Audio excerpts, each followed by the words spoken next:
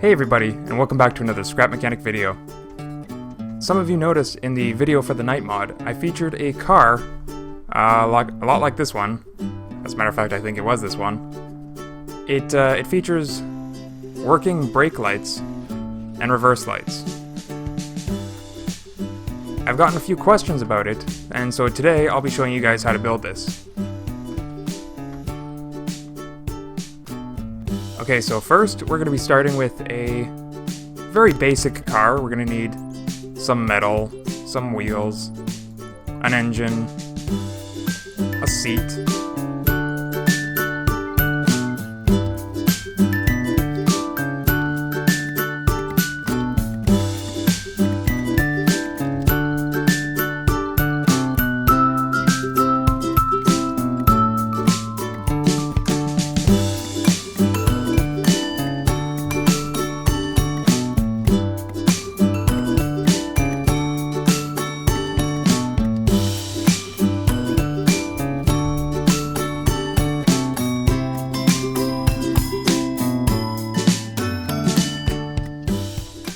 I've added both a gas engine and an electric engine because I'll be needing the electric engine for its torque later on. You'll see why that is. But for now, we're just starting with a very basic car. That's all we need.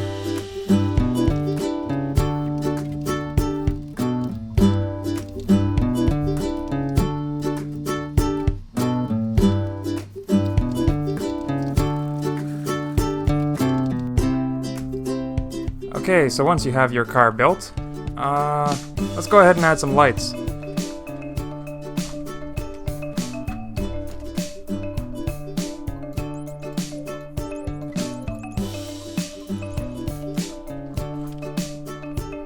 Okay, we're gonna have some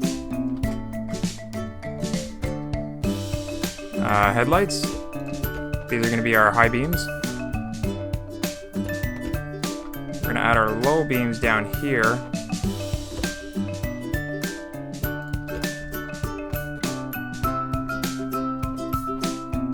And a turning signal for each side.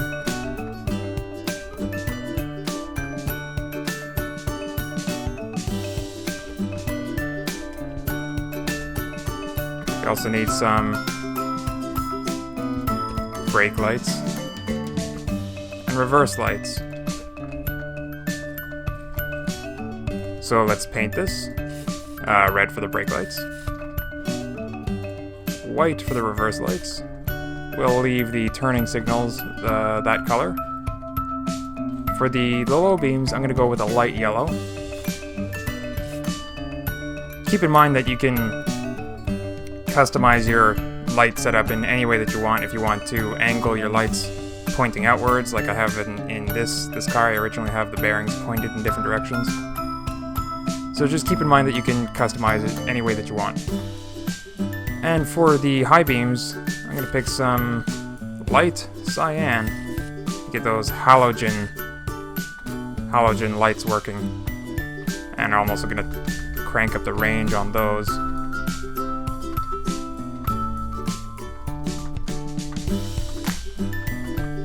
There we go. So now that we have our lights installed, let's go ahead and wire it up. We'll need some switches, some logic gates, a couple timers.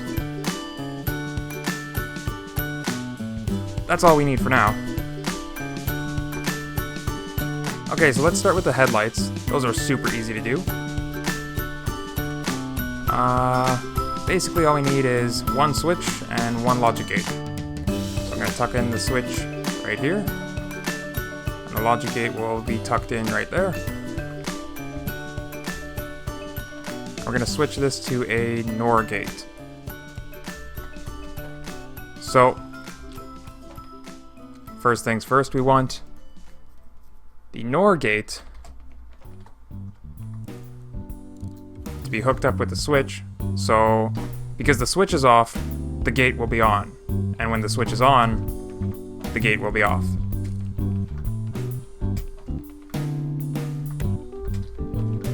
So with the gate on, we want our low beams to be on.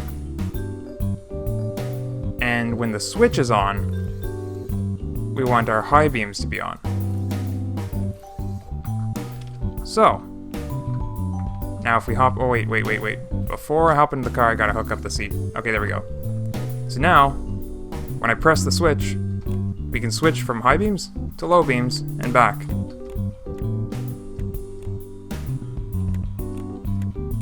There's the first part of our car lighting setup. Okay, next, let's build the turning signals.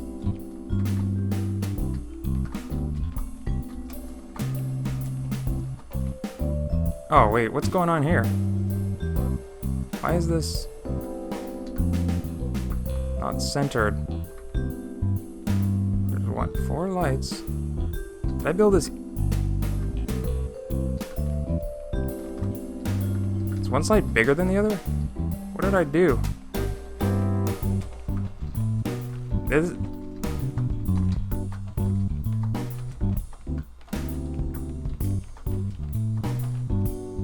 It's the same size in the front, but not the back. Huh. Okay, let's fix that right away.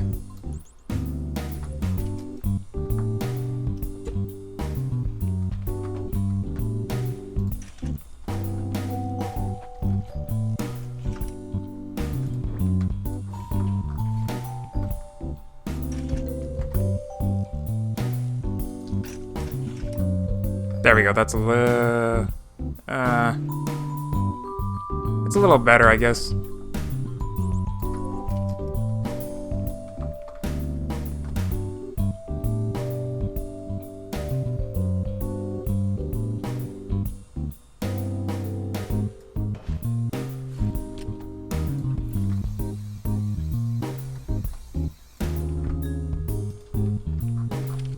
Okay, so I don't like the way that I placed these lights. I'm just gonna move them real quick.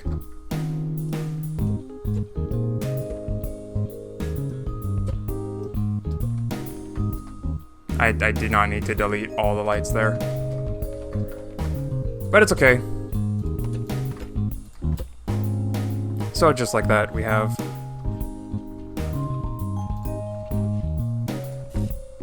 our reverse lights. Let's see, turning signals there and there, and then brake lights can be there. Okay.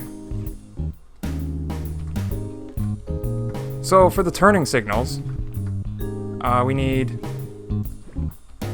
let's see, we're gonna lift this up real quick. Okay. So back here, I'm gonna put a timer and 2 gates.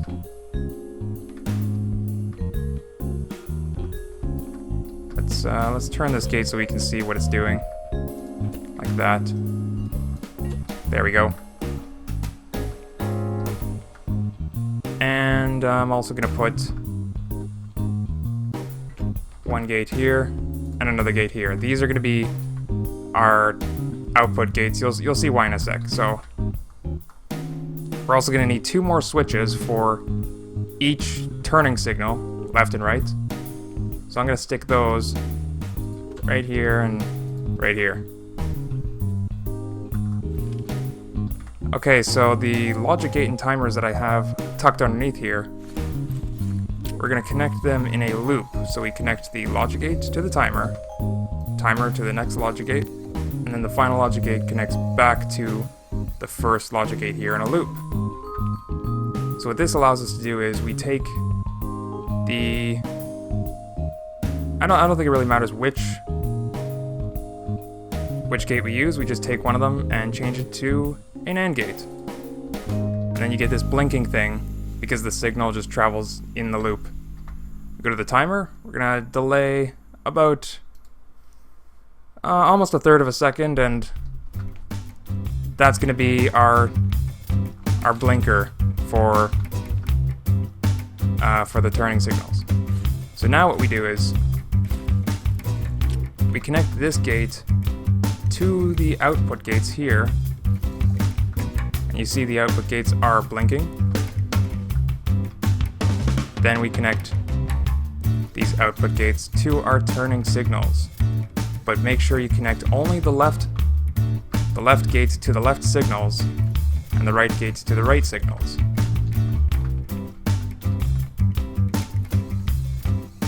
Like so. So right now it looks like we have some hazard lights on both sides.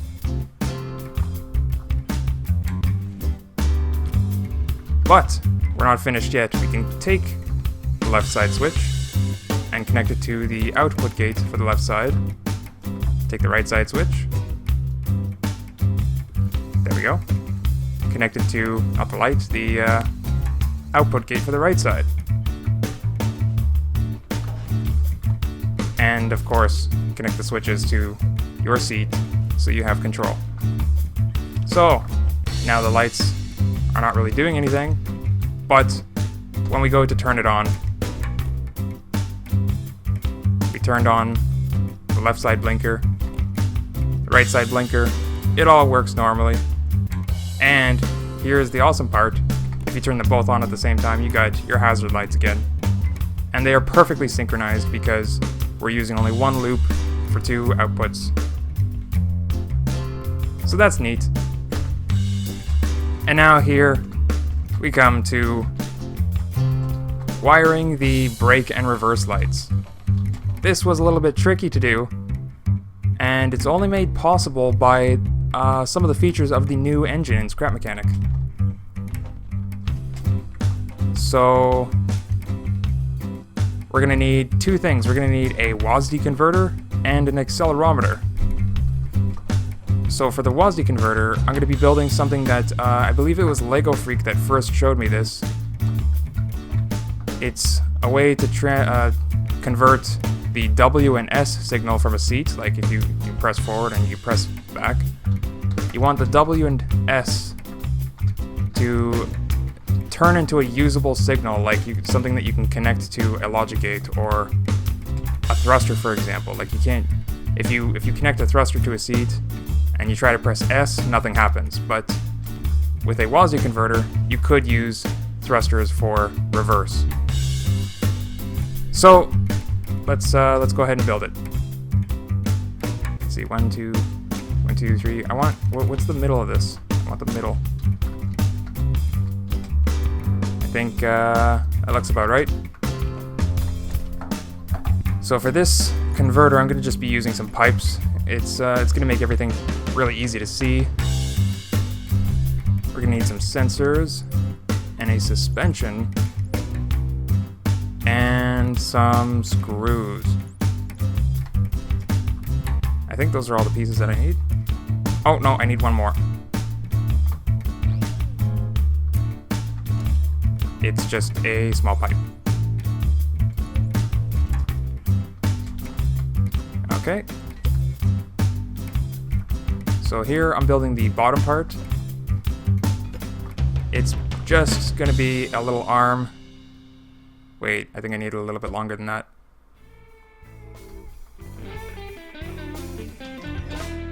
There we go. It's just a little arm with a couple sensors on the end pointing up.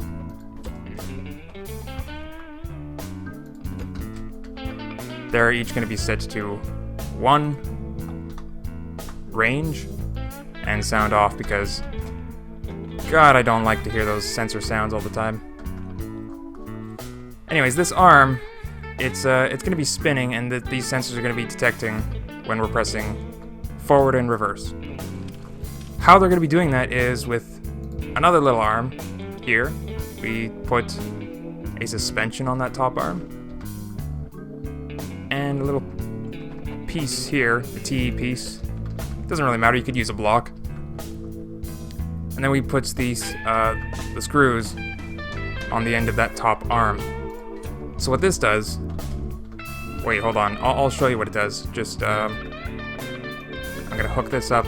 This is why we needed the electric engine earlier. Let's put that maybe most of the... Oh, wait, whoa. Need to connect that to the seat first. There we go. Let's put that up most of the way.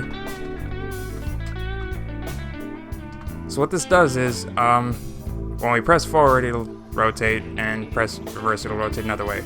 But if you notice closely, I can't really... There we go. If you notice closely, the suspension has this weird behavior where the thing attached to the end of the suspension has a little bit of a delay. So when we move the thing, you can see that the pipe piece attached to the end of the suspension has a little bit of give to it. And the screw that's on the end of that pipe piece moves in front of the sensor and activates the sensor. This is me just tapping W. Now I'm tapping S.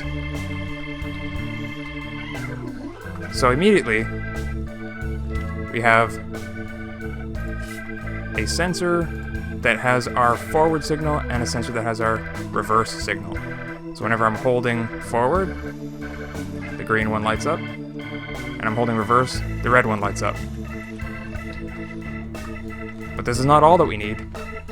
We need this. This is the WASD converter piece. This will let us know if we're pressing forward or reverse. So this is going to help us determine between the brake and reverse lights which one we want to light up and when. Next, we need an accelerometer. To build one of those, I'm gonna tuck it in underneath the car here, and I'm gonna be using another suspension, and I'm gonna stick something heavy on the end. It doesn't really matter if it's heavy, but I like to use something heavy. It makes me think that it's doing its job better. It's probably not, but... And I'm also gonna paint this square and this square, just so that you can get an idea. You can see what's going on. So, to build an accelerometer, it's a really, really simple concept.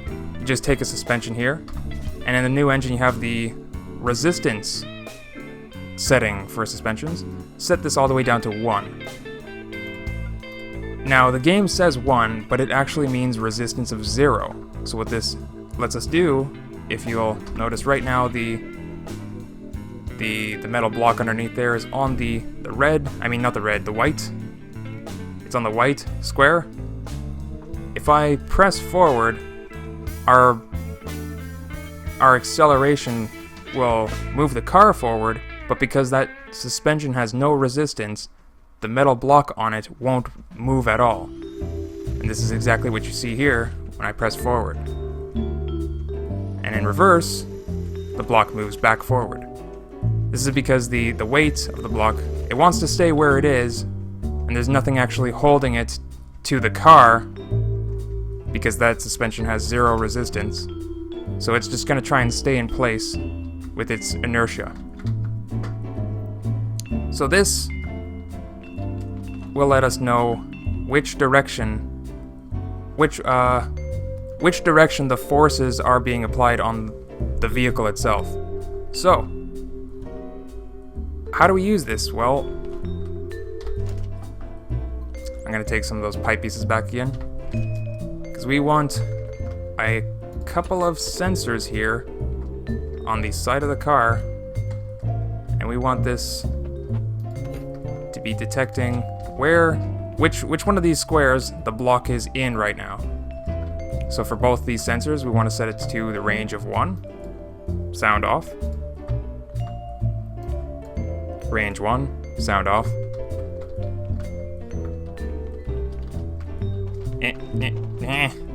Okay. And on the other side, we want a couple of logic gates to receive the output. I mean, we don't need the logic gates to receive the output, but we're going to be using the gates to interpret the multiple signals that we're going to be getting from the WASD converter and the accelerometer. So, this when the metal block is underneath the white square, it's because we're moving backwards, and the inertia of the block is gonna make it go forward here to this front gate. So this front gate represents when we're moving backwards. And the back gate is the opposite. It's gonna represent when we're moving forwards. Okay, so it doesn't really matter how you wire this up, but I'm gonna wire this up in a crisscross pattern just because I want the gate that's in the front it makes sense for me because we're moving forward, it's the front gate, and the back gate's gonna be where we're moving backwards. So, and I'm also gonna paint it because reasons. Okay, so now here's the tricky part. Let's take the signal. If we are pressing forward, actually we don't need to worry about this. We actually don't even need this sensor at all for this build, but I've left it here just in case because sometimes there are other things that you might want to program with the forward motion of a car. But for now, we're only going to be using the reverse motion. So whenever we're pressing reverse, that red gate lights up. So let's take the signal from the red gate and send it to both of these gates down here. So from the WASD converter, we get the signal of our intention to move backwards. When we press the S key, it doesn't matter where, like if our vehicle is moving forward and we press S and the vehicle is still moving forward, this sensor is just going to tell us if we're pressing S or not. But down here, the accelerometer is going to tell us if our vehicle is actually moving forward even though we're pressing S, or if it's actually moving backwards while we're pressing S. So that's why we attached it to both gates. And now if we're pressing backwards but we're moving forwards, then we want to light up the brake lights.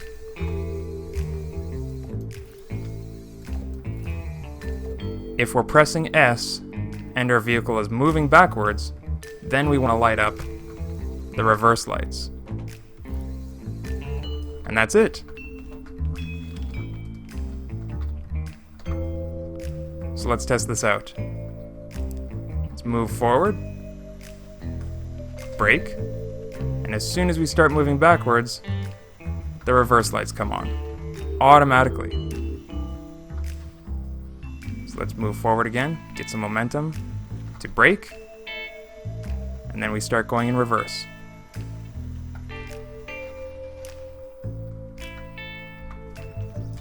And just like that, you have a complete car lighting system full of high beam, low beam action, turning signals, and hazard lights. There we go. Had some trouble getting them both on at the same time. Pressing two buttons at once is really hard, don't you know? And yeah, also with brake and reverse lights that work automatically. No need to handle any buttons or switches for that one. So, I hope you guys enjoyed this video. Hope you guys learned something new. And I hope you guys build something with this new knowledge and new interesting feature thanks to the new engine in Scrap Mechanic. There are some issues actually with this. Before I end the video, I'm going to tell you guys about it. If you're on an incline like this, then the accelerometer is not going to work perfectly because the weight of the metal block will compress the suspension under there with no resistance. So it messes up a little bit on inclines, but for the most part it does work. It's designed for flat ground. I mean, it'll still work, even if you it'll still work even if you go through some bumps and stuff. Yeah, that was a little wonky there, actually. But hey, this is just a simple accelerometer. There are ways that you can expand on this, make a 3-dimensional accelerometer, and who knows what that is going to be capable of doing. I would love to see what you guys have to build, and maybe you can build a car that actually looks like a car and not like a not